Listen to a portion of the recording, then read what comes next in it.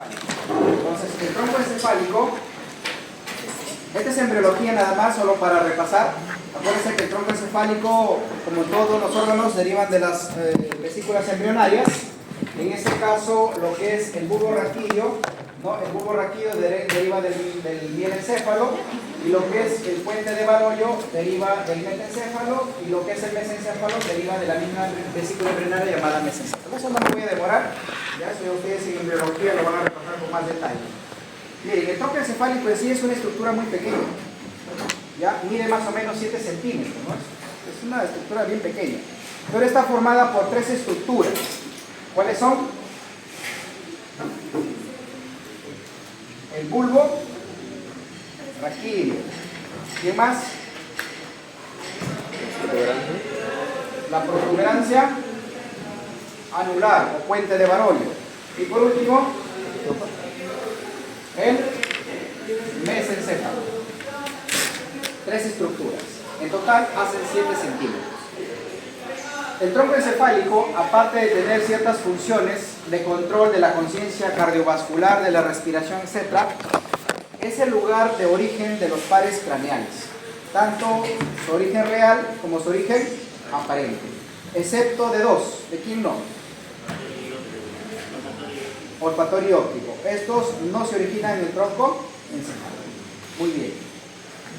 Entonces vamos a empezar a estudiar.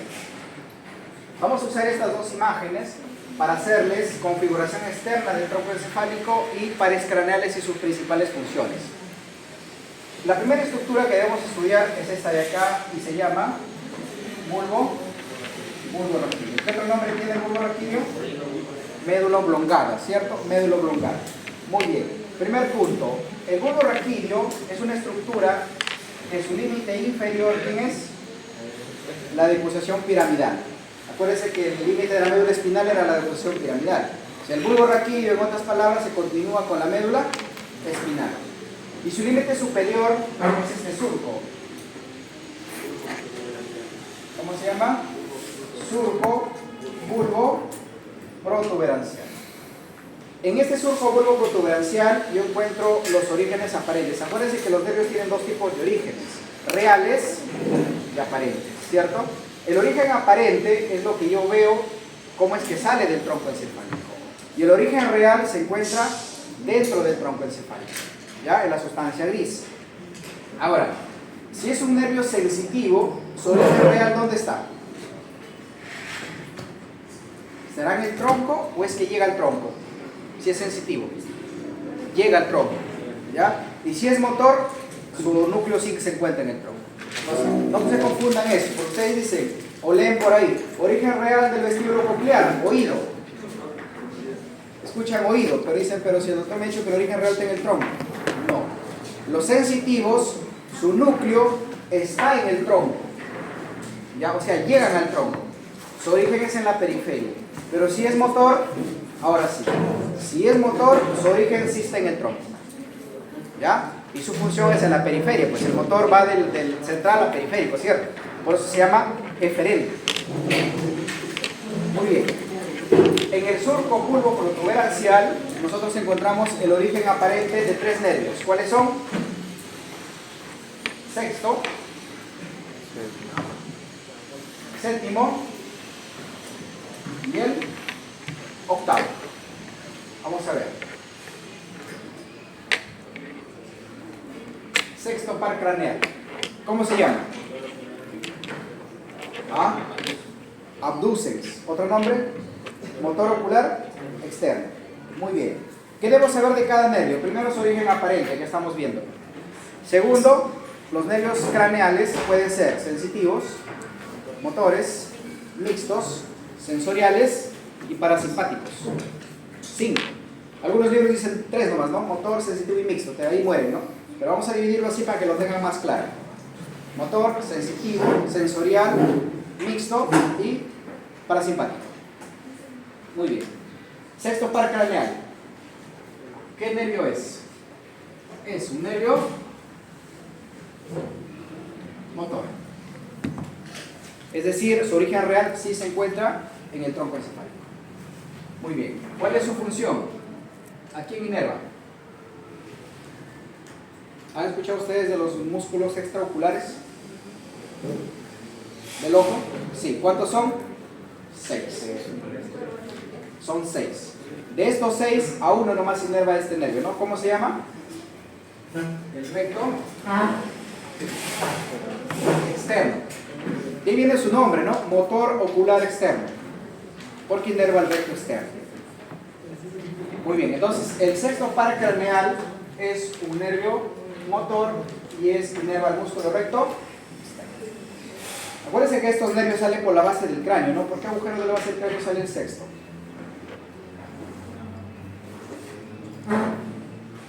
¿Se acuerdan?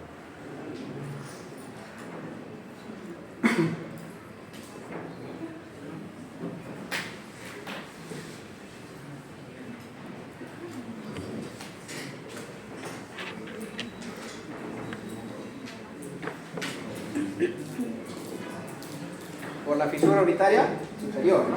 La fisura orbitaria superior. Muy bien. Sexto par craneal. Seguimos. ¿Quién es el que sigue? Séptimo.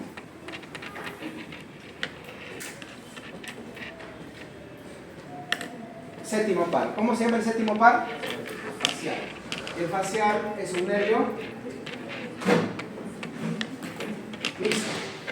Entonces, si es un nervio mixto, tiene una función sensitiva, tiene una función sensorial, tiene una función motora y aparte tiene una función parasimpática. 4 funciones. Muy bien. El séptimo par craneal o nervio facial, ¿no? Que sale de la base del cráneo por el conducto auditivo interno, ¿cierto? Junto al vestíbulo coclear, los dos pasan juntos. Es un nervio que tiene 5 ramas. Tiene una rama temporal, cigomática, maxilar, mandibular y cervical, ¿no? Cuando llega acá, forma 5 ramas. Es un nervio mixto. Muy bien. ¿Cuál es la función sensitiva? No hay mucha su función sensitiva del nervio facial, da un poco de sensibilidad al paladar. No hay mucha. ¿Por qué? Porque ¿quién da sensibilidad a la cara? Cuando ustedes se golpean la cara, les quema la cara, les duele la cara, les duele el diente, les duele la boca, ¿quién es? El trigémino. ¿Ya? Principal nervio de la sensibilidad de la cara es el trigémino. El facial no es mucho, pero sí su función sensorial es muy importante. ¿Para qué sirve la función sensorial? Capta los 2 tercios anteriores del gusto. Los 2 tercios anteriores de la lengua capta el gusto. ¿Ya? Esa es su función sensorial. Su función motora también es importantísima en el nervio facial. ¿A quién inerva? A los músculos de la cara, o también llamados músculos faciales, que tenemos un montón, ¿no? A nivel del ojo, el orbicular del ojo, con sus 3 porciones, palpebral, orbitaria y lagrimal. A nivel de la boca, el orbicular de la boca, el cigomático mayor, cigomático menor, el risorio de Santorini, el buccinador, el elevador del labio superior, el depresor del labio inferior, el cuadrado del mentón, el depresor de la barba, ¿cierto? Todos esos músculos faciales los inerva el nervio facial. Cuando ustedes soplan, silban, tocan instrumentos, se ríen, hacen muecas con la cara, todo lo hace el nervio facial. Por eso que a los músculos de la cara, ¿cómo le llaman? Músculos de la expresión facial. De ahí viene su nombre. Muy bien. Entonces, su función motora importantísima. Su lesión se llama parálisis de Bell, ¿no? Algunos de ustedes deben tener un familiar que se le ha parado la mitad de la cara. Ya, eso es la parálisis del nervio facial o parálisis de Bell. ¿Y cuál es su función parasimpática? ¿Para qué sirve? Nosotros en el sistema digestivo, en la boca, tenemos 3 glándulas mayores. ¿Cuáles son? Salivales, submaxilar, sublingual y parótida. El facial inerva 2, que es la glándula submaxilar y la glándula sublingual. ¿Ya? Su función parasimpática es inervar a esas 2 glándulas, submaxilar y sublingual. Muy bien. Y el otro par craneal que está ahí viene a ser el octavo par craneal. ¿Cómo se llama el octavo par craneal? Vestíbulo coclear. No, su nombre lo dice, vestíbulo coclear, o sea, tiene dos orígenes.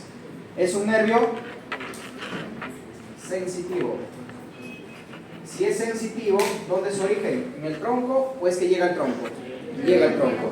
Si es sensitivo, su origen está en la periferia. Pregunta, ¿dónde está su origen? Su nombre lo dice, ¿no? Coclear. Si es coclear, ¿dónde está su origen? En el oído. Y vestibular, en el aparato vestibular, que también está en el oído. Pero si yo quiero ser más específico, no me quedo solo con eso. Luego de decir oído, puedo decir oído externo, medio, interno. ¿En qué parte? Interno, correcto. Si quiero ser más específico, ¿dónde? En la porción coclear, el nervio coclear. En la porción vestibular, el nervio vestibular. Ahora, si quiero ser más específico todavía, en la zona coclear, ¿qué estructura? ¿Cómo se llama ese órgano? Órgano de corte. Entonces, el nervio 8 tiene dos porciones. La porción coclear, que su origen real es el órgano de corte, y la porción vestibular, que su origen real, ¿quién es? Los canales semicirculares, o los conductos semicirculares, el utrículo y sáculo. ¿Ya? Utrículo, sáculo, canales semicirculares. Porque esa es la zona del equilibrio. Acuérdense que el oído interno tiene dos zonas, el caracolo cóclea y el sistema vestibular. En el sistema vestibular están los conductos semicirculares, el utrículo y sáculo, están los otolitos. En esa zona nace la porción vestibular. Tiene que ver con el equilibrio. Y en la caracolo cóclea, la rampa timpánica y vestibular y la rampa media, ahí está el órgano de corte. Ahí se origina la porción coclear. Y eso tiene que ver con la audición. O sea, se originan diferente, ¿no? Los dos se originan, pero finalmente se unen. Ambos se unen. Y se unen en un ganglio. ¿Cómo se llama su ganglio? Llegan los dos, entran al ganglio y de ahí van uno solo. Es un solo nervio. ¿Cómo se llama su ganglio? ¿Ah? Ganglio vestibular, correcto. Pero tiene un nombre, un epónimo. Se llama el ganglio de Scarpa. ¿Ya? El ganglio de Scarpa, pregunta de examen. El ganglio de Scarpa, ¿a qué nervio pertenece? Vestíbulo coclear. Muy bien. Entonces, ahí hablamos ya de los tres nervios del surco bulbo-protuberancial. Muy bien. El bulbo raquídeo tiene un surco medio anterior, ¿correcto?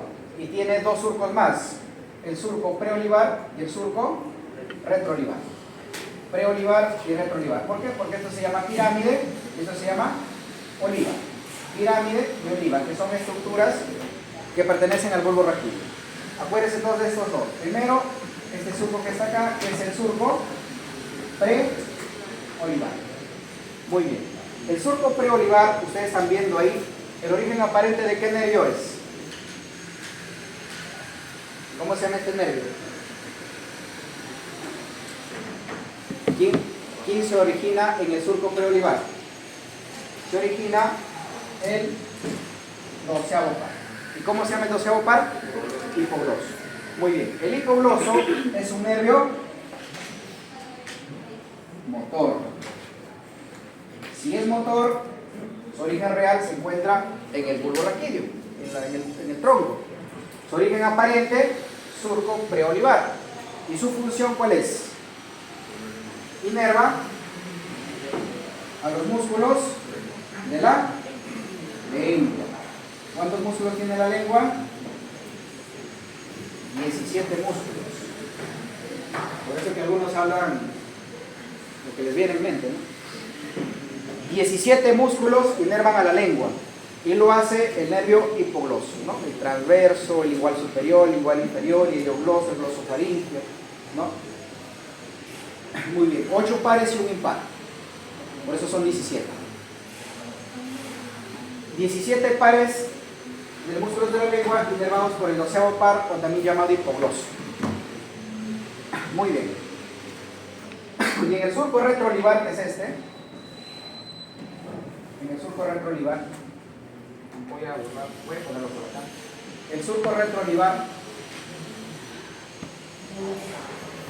ahí nacen tres nervios: el 9, el 10 y el 11. Pues empecemos. 9. ¿Quién es el 9? Glosofaringeo. El glosofaringeo es un nervio mixto. Si es mixto, tiene función sensitiva, tiene función sensorial,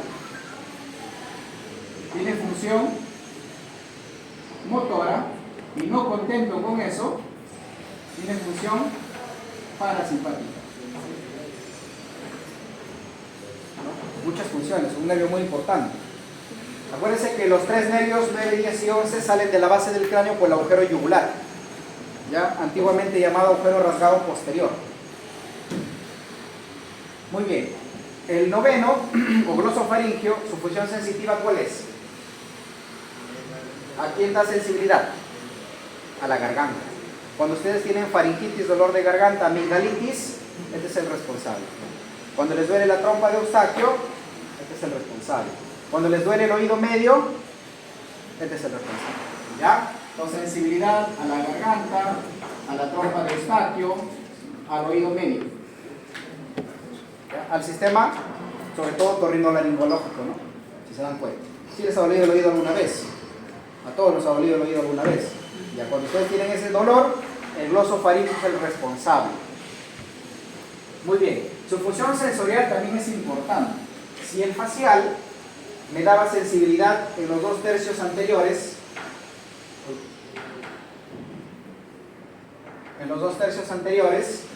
el glosofaringeo lo hace en el tercio posterior de la lengua. ¿Ya? Posterior.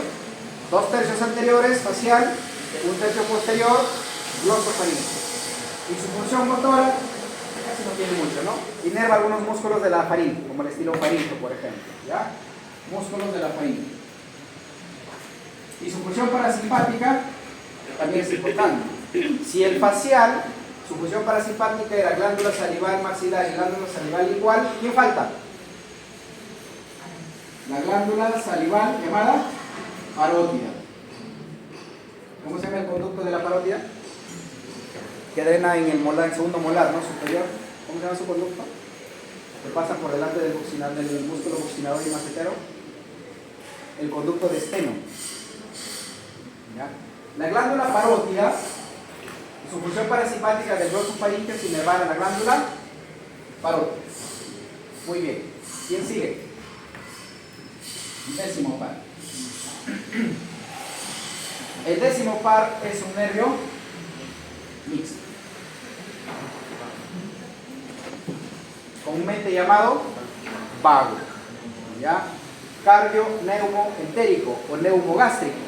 ¿Por qué le llaman cardio-neumoentérico? Porque va al sistema cardiovascular, va al sistema neumológico y va al sistema digestivo. Acá no se hagan problema. La función motora y la función sensitiva es la misma en el corazón, en los pulmones y en los intestinos. ¿Ya? O sea, da sensibilidad y da motricidad a la vez. Lo que sí tienen que saber es su función parasimpática, porque también es un músculo parasimpático. Y también es sensorial, ¿no? Porque también se le considera al décimo par parte del gusto, sobre todo en la zona de la garganta. ¿Ya? Capta el sabor amargo en la zona de la garganta. Entonces, ¿cuáles son los nervios sensoriales del gusto? Séptimo, noveno y décimo, por si acaso. ¿Y cómo se llama su ganglio? Porque esos 3 nervios captan el sabor y se juntan luego en un ganglio. ¿Cómo se llama su ganglio? Solitario, por si acaso, ¿ya?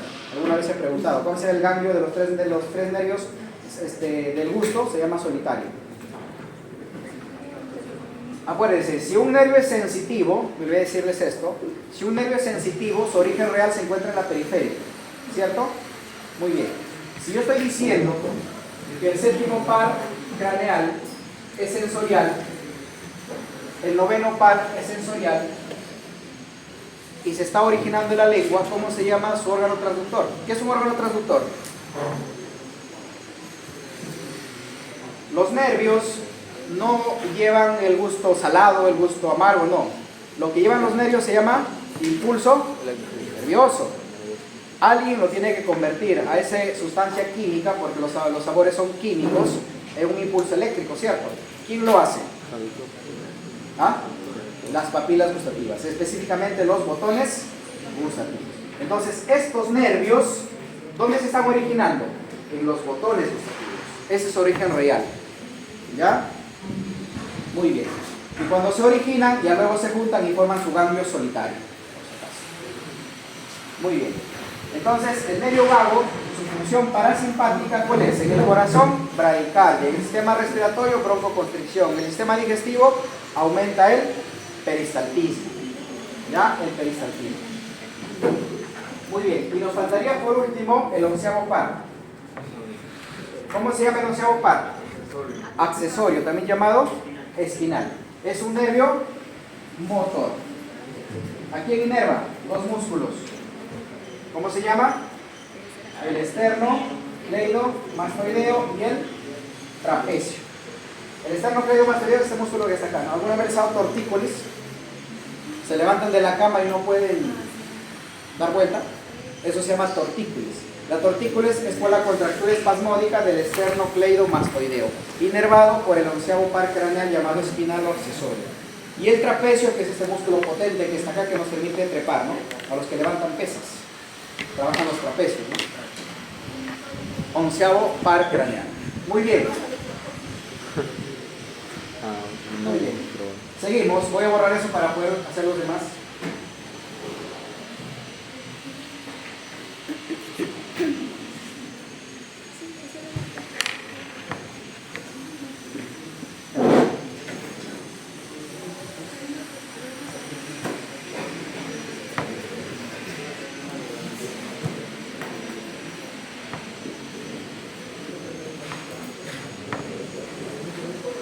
Hasta acá ya tenemos clase, ¿eh?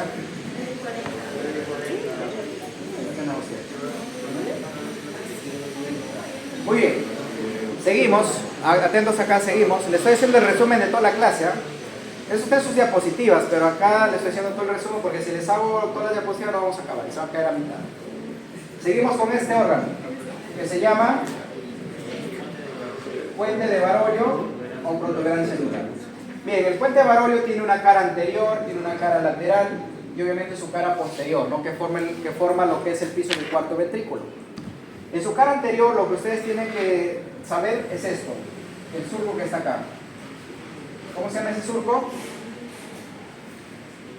El surco basilar. ¿Y quién se ubica en el surco basilar? En la práctica a veces preguntan, ¿no? El tronco encefálico se pone el alfiler ahí. Surco basilar. ¿Quién está en el surco basilar?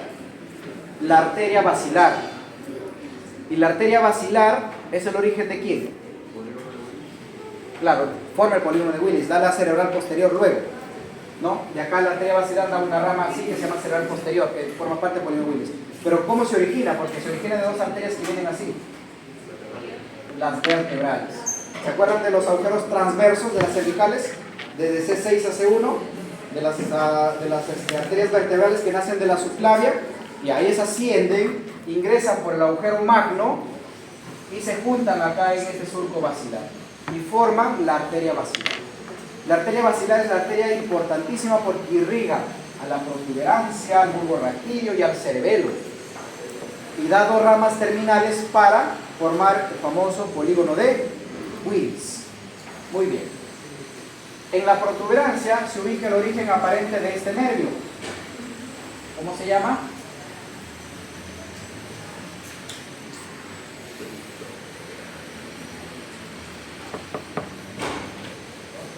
¿Cómo se llama este nervio? Quinto par craneal, llamado trigémino. Entonces, origen aparente del quinto par, cara anterolateral de la protuberancia anular. El trigémino es un nervio mixto. ¿Ya? ¿Cuántas ramas tiene el trigémino? ¿Ah? 3 ramas. ¿Cuáles son? La oftálmica, la maxilar y la mandibular. Bien. ¿Cómo se llama su ganglio? ¿De dónde se originan estas ramas? En la base del cráneo, acuérdense que el hueso temporal tiene tres porciones, ¿no? La porción escamosa, la porción mastoidea y la porción petrosa.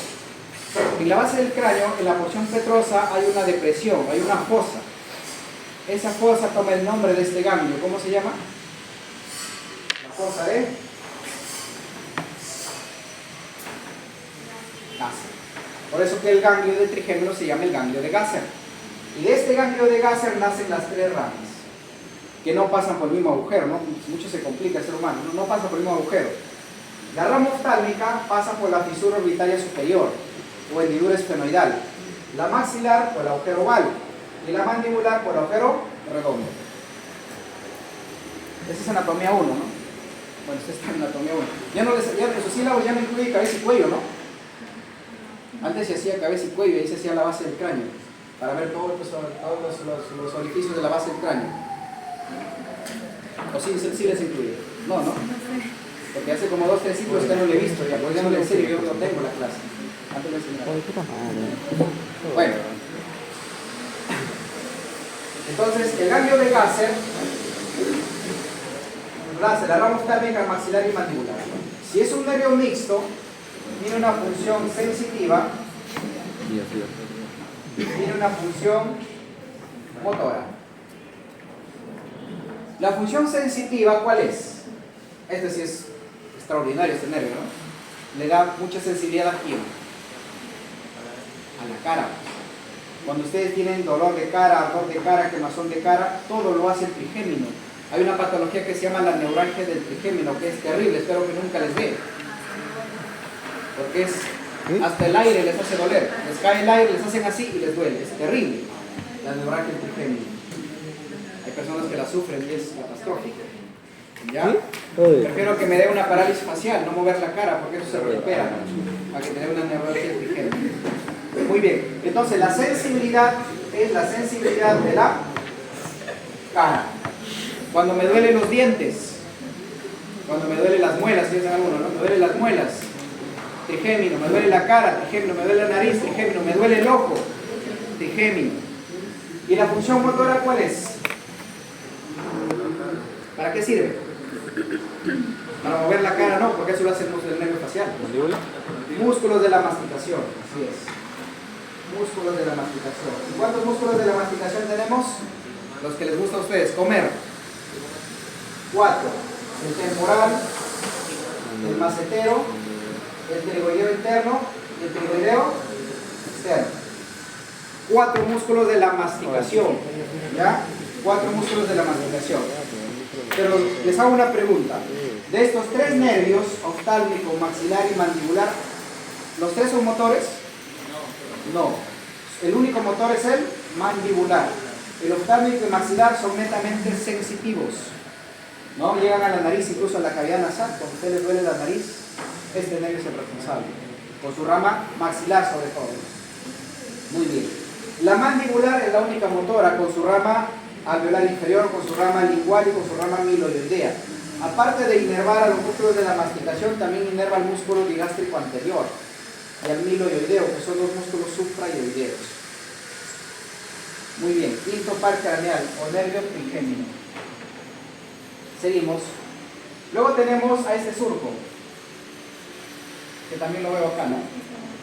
¿Cómo se llama? El surco mesencefálico o ponto mesencefálico. Por lo tanto, esto ya es el mesencéfalo, ¿cierto? El mesencéfalo. Y el mesencéfalo, en su cara anterior, destaca la presencia de estas dos estructuras, que son los pedúnculos cerebrales, no cerebelosos, porque los cerebelosos son estos, ¿ya? Pedúnculos cerebrales. Y entre ellos un espacio que se llama el espacio interpeduncular. Y en el fondo una sustancia que se llama la sustancia perforada posterior. Y sobre él 2 cuerpos, que son los cuerpos mamilares, que tienen que ver con el sistema límbico.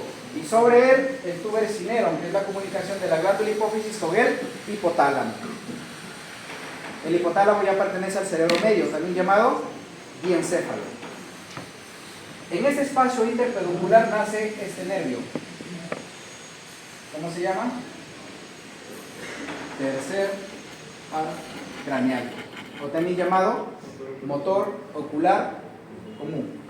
El motor ocular común, su nombre lo dice, ¿no? Es un nervio motor. Si es un nervio motor, ¿a quién inerva? A los músculos del ojo. Acuérdense que les dije que había 6 músculos del ojo, pero este inerva 4. ¿Cuáles son? El recto superior, recto inferior, recto interno y el oblicuo inferior. Ahí están los 4. Pero aparte de ser un nervio motor, también le dio la gana de ser un nervio parasimpático. Y con esto completo todos los parasimpáticos, ¿no? ¿Cuántos parasimpáticos tenemos? 4. Era el facial, ¿qué más? El glosofaringio, el vago y ahora el tercer par. ¿Cuál es su función parasimpática del... ¿Para qué sirve el tercer par? Bueno, va al ojo, ¿no? ¿Qué hace en el ojo? La famosa miosis. Es decir, hace contracción de la pupila. ¿La pupila existe o no existe? No existe la pupila. La pupila es un espacio dejado por el iris. ¿Han visto el color del ojo? Ya, ese es el iris. El iris cuando se dilata se llama midriasis, es decir, la pupila aumenta. Y cuando el iris se contrae se llama miosis. Es la función parasimpática del tercer par. Su origen real del tercer par es el folículo superior de la función motora. Y el origen real de la función parasimpática está por encima del folículo superior. El núcleo se llama el núcleo de Edinger-Westphal. Porque les dije que los motores, su origen sí está en el tronco encefálico. En cambio los sensitivos no, está en la periferia.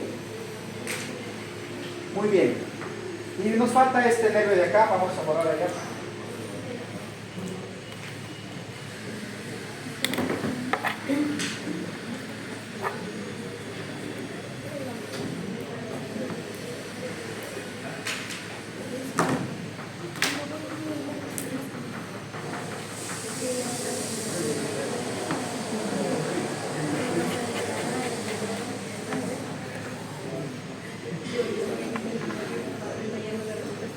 Falta este nervio, miren, este nervio que viene desde la parte posterior abrazando el surco bulbo, el surco ponto mesencefálico y que viene hacia la parte anterior, ¿cómo se llama?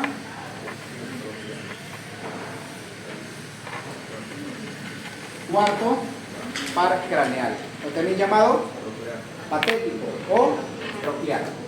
Es un nervio motor. ¿A quién inerva? Al músculo oblicuo superior. Al externo es el sexto, por si acaso. Al oblicuo superior. Este es el músculo que te permite llevar el ojo hacia arriba y hacia afuera. Cuando el paciente se lesionaba este nervio, venía con la mirada hacia abajo. De ahí viene el nombre de patético, ¿no? Decíamos mirada patética, mirada triste, ¿no? Por eso le llamaban así. El músculo oblicuo superior del ojo. Y ahí están los 6 músculos del globo ocular inervados por el tercer par, cuarto par y sexto par. Muy bien, y de ahí, si ustedes se dan cuenta, hemos hablado desde el tercer par hasta el 12º par. ¿Quién falta? El 1 y el 2. El nervio 1 y 2 no forman parte del tronco encefálico.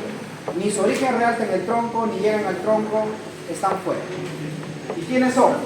Primero el de acá, que es el 2. Viene a ser el nervio óptico.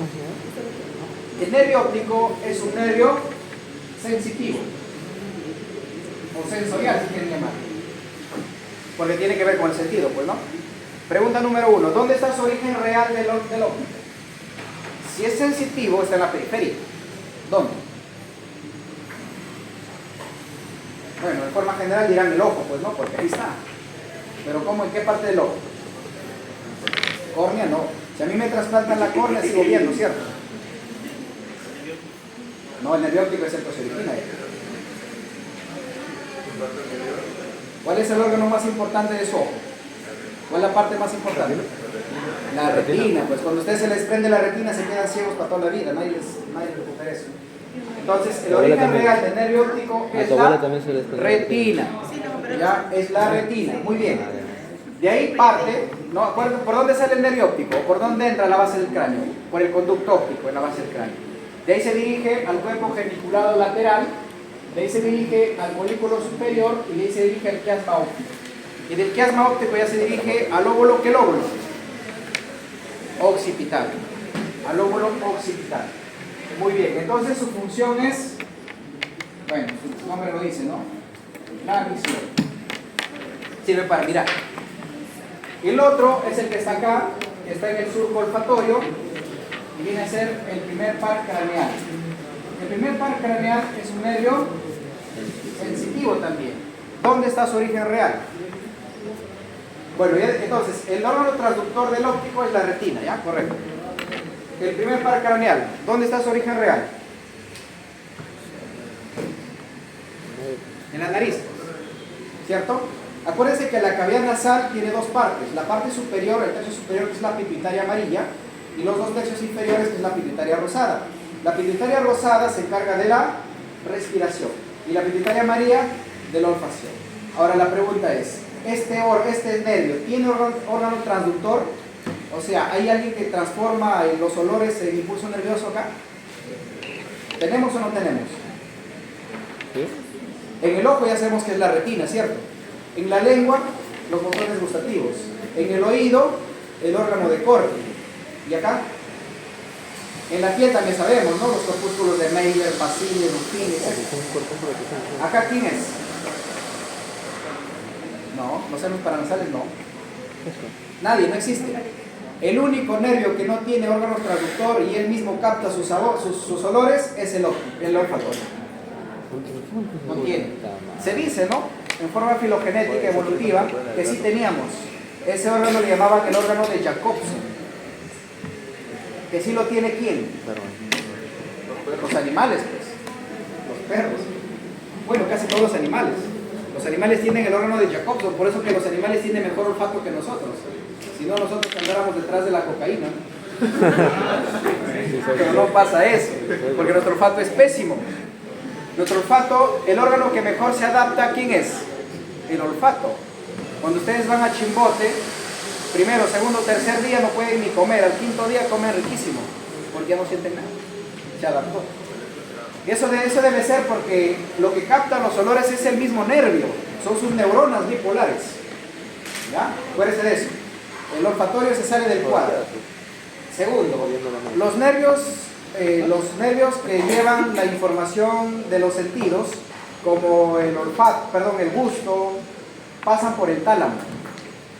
El tálamo es como si fuera una estación de buses, ahí llegan todos. Y el tálamo ya lo distribuye, ¿no? Tú andas al lóbulo occipital, tú andas al temporal, tú andas al CAP, donde te vas a interpretar. Pero el único sentido que no pasa por el tálamo, ¿quién es? El olfatorio. Eso va directo a la zona entorrinal en el lóbulo temporal. Ya se va de frente ahí a interpretarse. Muy bien. ¿Y por dónde pasa el nervio olfatorio? Por la famosa lámina cribosa del etmoides. ¿Ya? La lámina cribosa que está en la base, ahí las neuronas bipolares atraviesan esos orificios y terminan en la parte superior de la nariz y nos permiten la olfacción. Acuérdense que el nervio olfatorio ya es un nervio que no pasa por el tálamo. Muy bien. En la vista posterior, ahí hemos hablado de todos los nervios craneales, ya de los 12 pares. En la vista posterior quiero que ustedes repasen bien el cuarto ventrículo, que tiene la forma de un rombo. 3 zonas tiene: el triángulo superior, la zona intermedia y el triángulo inferior. En el triángulo superior, acuérdense de este núcleo, el eminencia teres, origen real del abdúceres, y el colículo facial, origen real del séptimo par. Y en el triángulo inferior, el núcleo del hipogloso, origen del 12º, y el núcleo del vago, origen del 10º. A todo esto se le llama piso del cuarto ventrículo, porque tiene su techo, ¿no? El anillo de Vieussens, el anillo de Tarini. Y hacia arriba, acuérdense de los folículos. El folículo superior relacionado con la visión y el folículo inferior relacionado con la audición. ¿Ya? Folículo superior, visión, folículo inferior, audición. Y los pedúnculos cerebelosos, hay 3 pedúnculos cerebelosos. El superior, que une al mesencéfalo con el, porque acá atrás está el cerebelo. Miren, acá atrás está el cerebelo. El pedúnculo cerebeloso superior une al mesencéfalo con el cerebelo. El pedúnculo cerebeloso medio une a la protuberancia con el cerebelo, y el pedúnculo cerebeloso inferior lo hace al bulbo raquídeo con el cerebelo. No se confundan con pedúnculos cerebrales, que estos pertenecen al mesencéfalo. Muy bien, ahí terminamos. Suscríbanse para que sean saludados en el siguiente video.